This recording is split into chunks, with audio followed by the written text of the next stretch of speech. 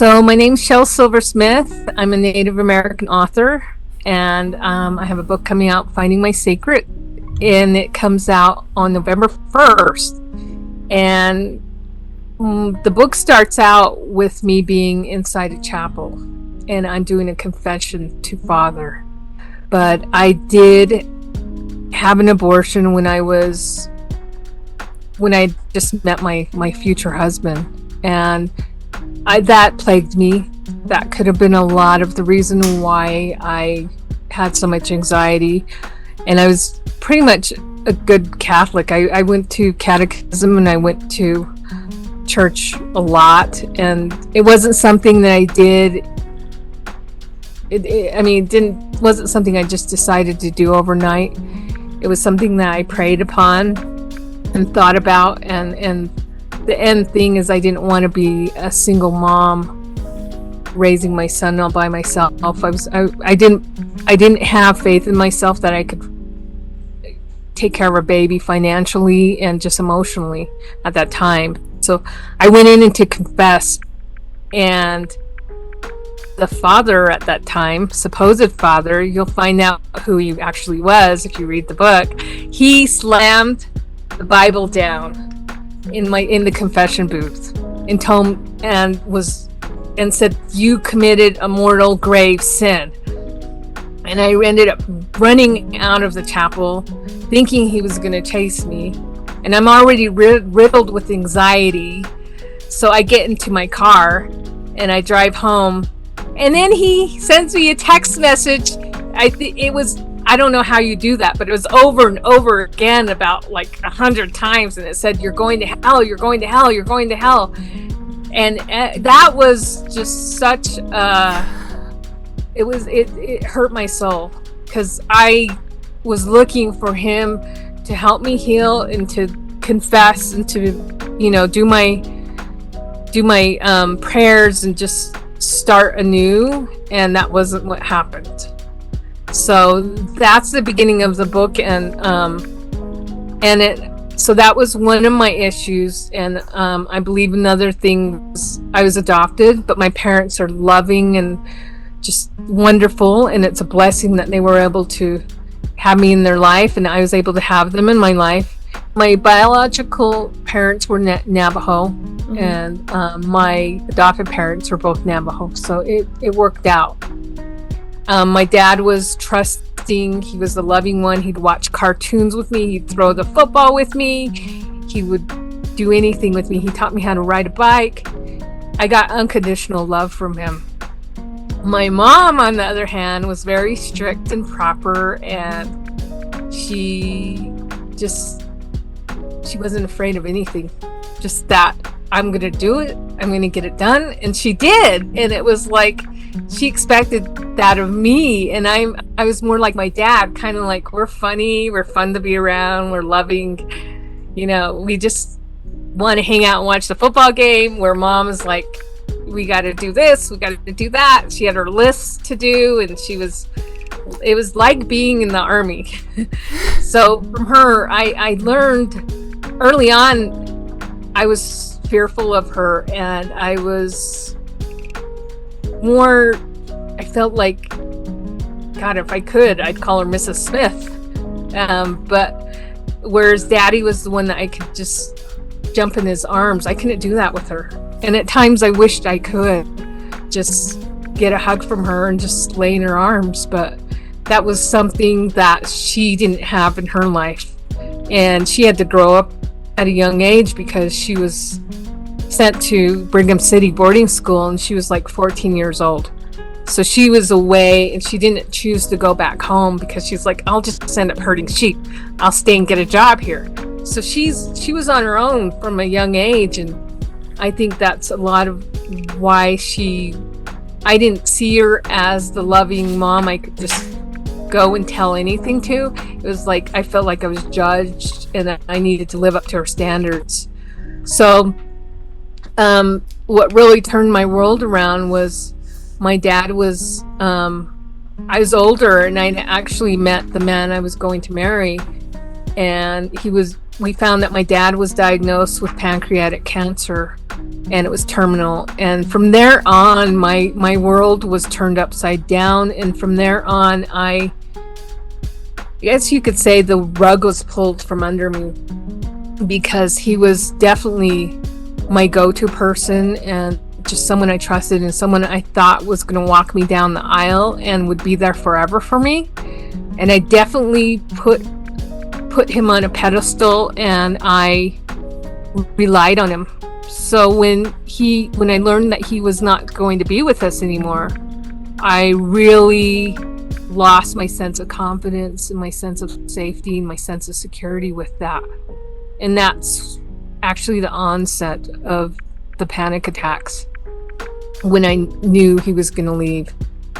And I recovered from that, and I ended up, after he passed away, a year later, I ended up marrying my husband. And from seeing a therapist now, she said, when you met your husband, you transferred that security to him that you were able to get from your father. And so I did. I realized that. And then when he started using pain pills, which was, I found out 6 months after our wedding that he was taking Oxycontin. And he had originally had a knee surgery, and he should have been off of that. And he sought it outside. And from that point on, it was just wondering where he was at, wondering what he was doing. Living with a drug addict is very exhausting, financially, physically, mentally. And the rug was pulled out from under me again, and that's when the panic attacks started again. I want to apologize for the interruption. Please subscribe and hit the notification bell. It really helps out the channel, and you'll never miss an episode. Thanks. And I was really naive. I saw the pills, and he said, "Oh yeah, they're for my knee surgery." I'm like, "But it's 6 months out." He's like, "Yeah, I still take them though." And then I was like, "Oh no." Did you believe it when he said that? That it's still from the surgery? Well, he admitted, he's like, "I not supposed to be taking them, but I still am." And then he was a carpet layer, so he told me he had back pain and knee pain, which, I was like, okay, maybe that's it. But then when he just said pain pills, and I just thought, oh.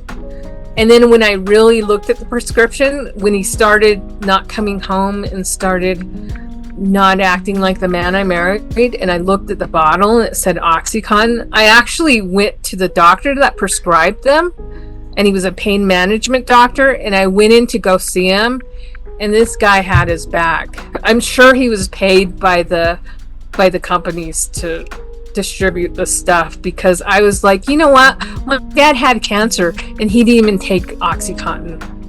And he's like, "Oh no, it's perfectly legal." And yeah, you don't understand. You don't live with pain. And I ended up writing a letter. I consulted a lawyer and said, my husband's going to die because of this. And the lawyer said, write him a note and tell him you're watching this. And then if anything happens, you're going to hold him liable. And so I did. I wrote that to the office, and he was cut off, and he was mad. But you can always just go to another doctor, and that's what happened.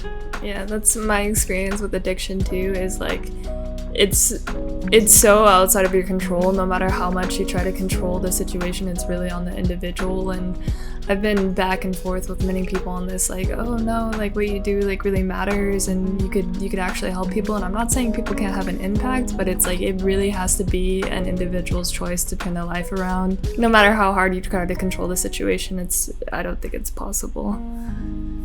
And I didn't know this at the time, because I did make it my mission to bring back the man that I had first married. And it was glimpses. It's like, he'd go to rehab and he'd get a job, and then things would be going good for like 6 to 8 months or even a year, and suddenly the relapse. And then it's all downhill again. Job loss of people's trust, and just not home, out chasing pills, and then of course trouble with the law, and then mandatory, probation, and then you're good again, and things are good. So it's like this cycle.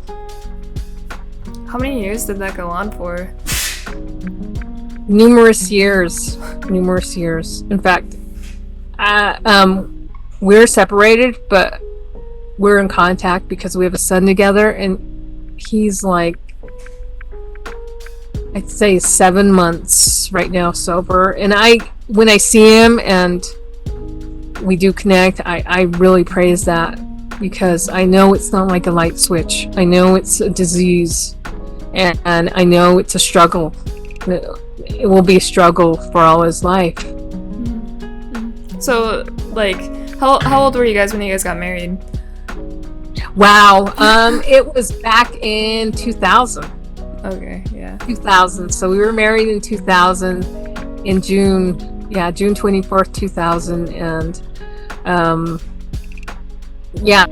there were some good times. And like I said, the real man I married is very sweet and very attentive. And for our first anniversary, in fact, he took us back to where we got married, and he packed a lunch for us, a really nice lunch. And so he did just loving things like that. I mean, he would my son would be playing at the park, and he'd bring a bunch of popsicles and just hand them out to all the kids. And he's like a little kid himself. So yeah, that's the man I really adore. And the other person is very narcissistic and very, I would have to say, just selfish. And throughout the marriage, I know there's different types of abuse, but if anything, he abandoned us. He didn't yell, he didn't throw temper tantrum, he just wasn't there. Like he was unavailable. So you mentioned that he kind of became your security after your father passed. So how was that when he started abusing? Oh yeah, I spiraled down. I didn't realize why, but like I said, I made it my mission, and I lost my soul. I lost myself. I lost my identity in the process of trying to save him. And this whole journey up until now has been trying to find myself again and trying to get that confidence and that security back. And it's a work. It's a lot of work. I mean, I you name it, I've read it. I mean, just Wayne Dyer, Byron Katie, Mel Robbins, Joel Osteen, just all these teachers. And I've listened to podcasts, Darius Barazenda, and just a lot of healers out there. And that's what's good is I did turn to more of like, I guess, quantum healers, and they were very helpful. I visited some quantum healers. I'm not super familiar with that term. What does that mean? Quantum healers, they are healers that you can meet like this, like we're on video right now, or even through the phone, and they do like prayers and just energy work through the phone. And I was skeptical. Yeah, okay, there's this lady named Mona. Can I tell the story? Yeah, of course. Yeah, her name's Mona, and she's a quantum healer, and I'd been having stomach problems for about like 2 weeks. I think it was IBS, because I was all anxiety riddled.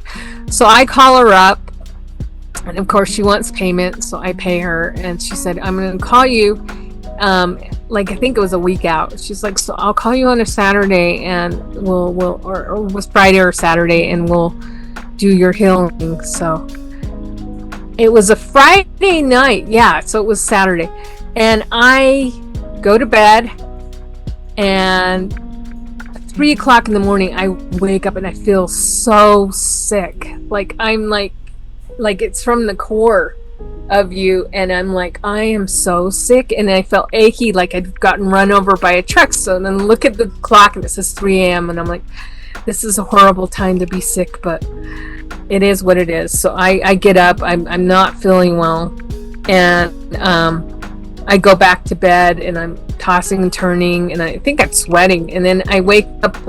I finally fall asleep and I wake up, and the quantum healer, I've forgotten about her, but she's like texts me and she says, I'm going to be calling at 1. And it was like 12:15. And it's weird because where I was at, I look around and there's all these crows, and I have a thing about crows that I write about. So I look around and there's crows, and I was like, this is weird because there's like 12 crows around me, and I'm like, oh well. So I go back home and she calls me and she said,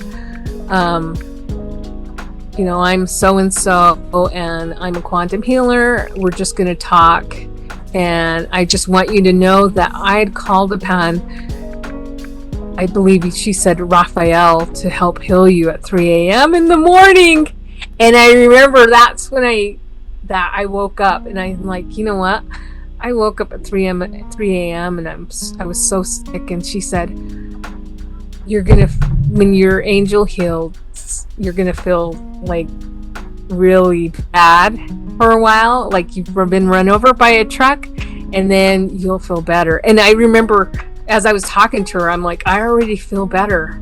And she's like, yes, but stay hydrated. So, and then I was talking to her and I felt my arm started twitching right here.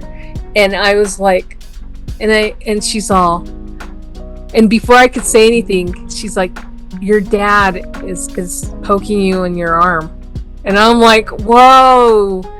And my dad had passed away. And I said, so he's right here? And I can't see him. And she's like, yeah, he's sitting right beside you. And she said, he wants you to know that he worked himself to death, which makes great sense because he would work from, he'd get to work at 7, and then he was off like at 4, and then he had to go to his next job from 5 to like 9. He did that for many years. And so she said, he wants you to know that he worked himself to death. And that was like, whoa. And that resonated. But she also said he wants you to know that he visits you and that he's okay. And so I'm like, oh, great. And what was weird, another thing is, when we were on that phone call, she's like, I see a woman and a baby. And she's like, did you have a baby? Or, and I didn't even think of the time about my abortion. She goes, and did your mom pass away or your grandmother? And I was thinking my adopted, who I consider my own real mom and my own real grandma, because they're all I know. And I'm like, no, my mom's still here, my grandmas are still here, so I don't know what you're talking about. And she's like, okay, that's okay. I just want you to know she's in turquoise and white, and she has got her baby with her. So I didn't think anything of it. And then afterwards, later on, I was like thinking, whoa, because she's not the first one that's told me that. I was on another phone call with Wealth with Darius Barazunda, and he had a psychic there, and she said, there's a woman there, a Navajo woman, and she wants you to know that she's never going to leave you, and that she's taking care of your unborn baby. And I'm like, oh my God. And that's when it kind of dawned. And then I still had the skeptic in me until, and this is the ending of my book, and you guys are supposed to read it, but I'll tell you what happens. One portion of the book is, I have this neighbor who said he could read auras, and I believe him, and he was a psychic channeler, and his name was Bob Clements. And before he passed, and right when I was about to end my book, and I'm like, I can't think of an ending, my mom is like, can you take this soup to Bob and his wife? So I go over there, and I have this big bowl of soup, and I walk over there, and he's like, come in. And I've never asked him to read me because I've been told by his daughter he's really weak, and when he reads people, it takes it out of him. But this one day, I come in with the soup, I set it down, and he's staring like into my soul, and I look at him, and he's got these bright blue eyes, and elderly gentleman, sweetest man. And I could tell he's looking around me, and I'm like, oh wow, he's reading me. He's never done this, and I've known him for like since I was a baby. And he looked at me and he says, Rochelle. Well, I'm Shell, but my real name is Rochelle, but everyone calls me Shell. And he said, Rochelle, your aura, I could see your aura. And he told me it was violet. And I'm like, oh, okay. And then he said, there's a Navajo woman all in white, and she's motioning like this, that she's gonna stay put, and that I get the sense she's fiercely protective of you. She's always with you, and she wants you to fight. And then he said, and she wants you to know that she has a baby boy. So that was confirmation of, I believe that was either my grandmother, my biological grandmother, or my biological mom. And she's passed, but she's there watching over me and my unborn child. Wow, I have so many like chills after that. And from that moment on, I felt like a healing. I mean, I thought, I got this. There's something more, something greater out there, and I have to keep forging on, and I've got this. It was like my piece to the puzzle that had been missing.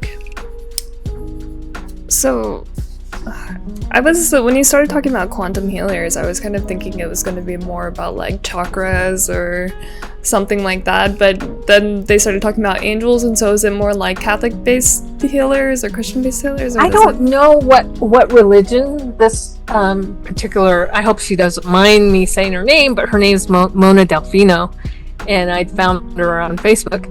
But she's more into, alignment, chakras, but what she used on me was, she said angel healing. So I'm sure there's different things, that Reiki and a lot of things, and I believe if you put your energy and your belief into something, whatever it is, it can manifest, and you can get good at it.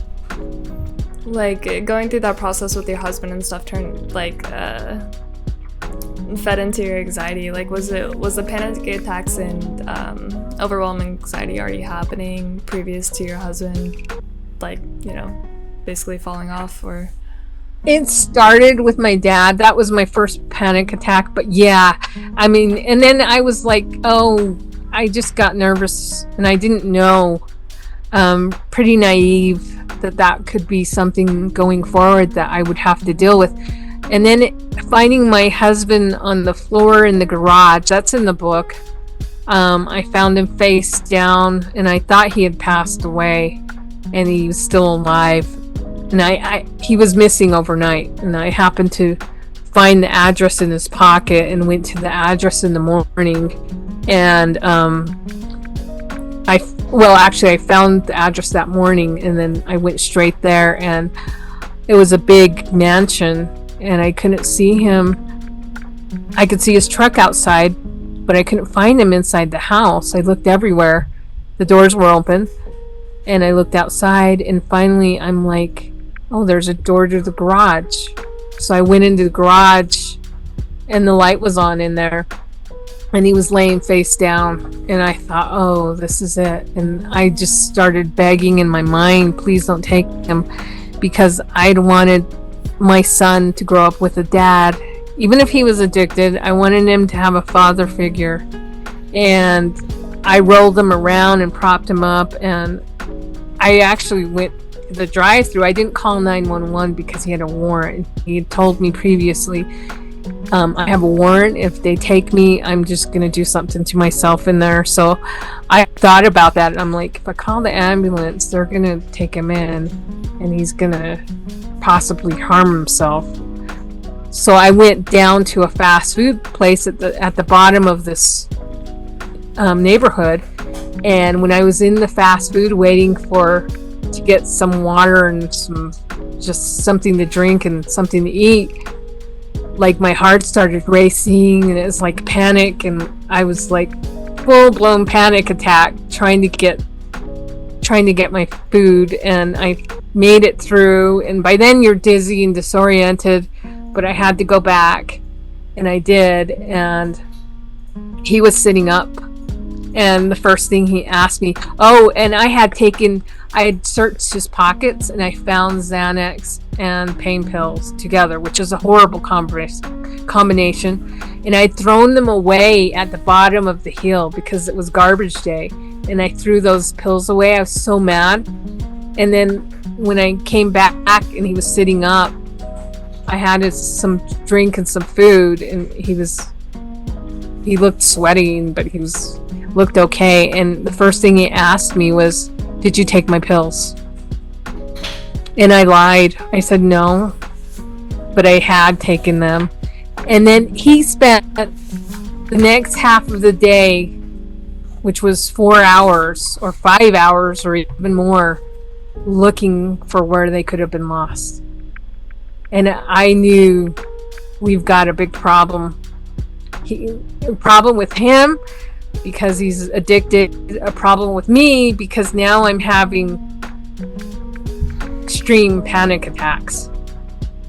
And it just got worse. I mean, even and I in 2010 I had a car accident where I had a brain bleed in my head, and that exasperated it also because I didn't feel like myself for about 2 years, and it just felt like someone hit you over the head with a bat.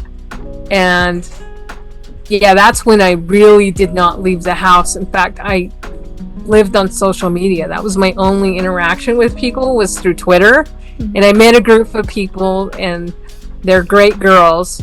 And I really got into racing. I was into watching NASCAR because, this is funny, NASCAR and IndyCar, because I thought those people were brave. And I'm like, how can they get in the car and wreck and then go back in the car the next day?